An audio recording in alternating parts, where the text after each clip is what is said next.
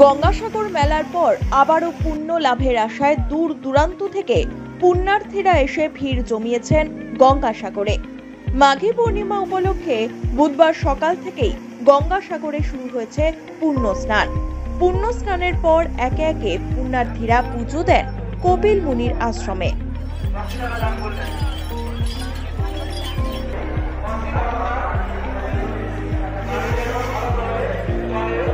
দেবনাথ নবদ্বীপ ধাম থেকে এসেছি।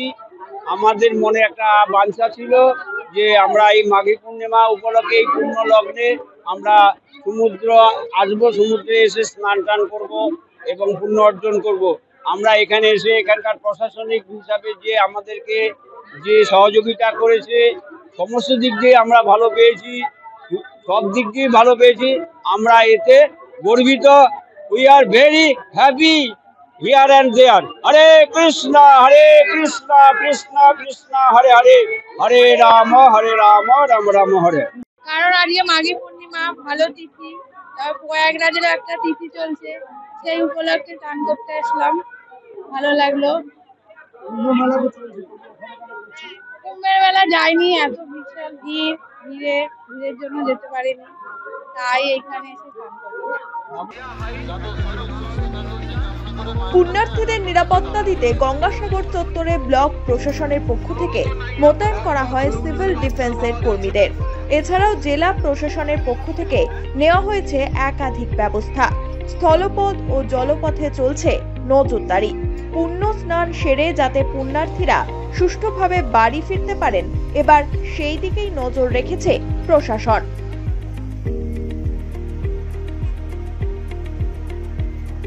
পুণ্যার্থীদের আসা ও যাওয়ার সুবিধার্থে বাড়ানো হয়েছে বাস ও ভেসেল। আলোর রোশনাইয়ে সাজিয়ে তোলা হয়েছে কপিল মুনির আশ্রম। রয়েছে প্রায় 15টি সিসিটিভি ক্যামেরা ও 3টি যাত্রী নিবাস।